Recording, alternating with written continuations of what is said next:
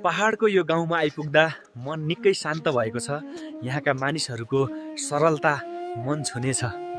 यहाँ हल्का हिउँ पर्न थालेको छ। मौसम अझै सुन्दर हुँदै गएको छ। यस्तो क्षण साँच्चै अविस्मरणीय हुन्छ। मन एकदमै शान्त हुन्छ। प्रकृतिको यस्तो क्षण सधैँ सम्झन योग्य हुन्छ। यहाँ हिउँ बढ्दै गएको छ, त्यसैले म एउटा आश्रयतर्फ जाँदैछु। यो मौसमको अनुभव साँच्चै रमाइलो छ। यहाँ भित्र आउँदा अलिक सुरक्षित र न्यानो महसुस भइरहेको छ। बाहिर त हिउँ झन् कडाक्क परेको छ। यत्रो मौसममा यहाँ बस्नु पनि एकदमै रमाइलो छ। यहाँका मानिसहरू साँच्चै धेरै मिठा हुनुहुन्छ। बाटोमै भेटिँदा सबैजना मुस्कुराउँदै नमस्कार गर्नुहुन्छ। यो पहाडी वातावरणमा यस्तो अनुभव पाउनु नै आफैमा धेरै राम्रो लागिरहेको छ। यो बाटोमा हिँड्दा यहाँका मानिसहरूसँग भेट हुनु साँच्चै रमाइलो छ।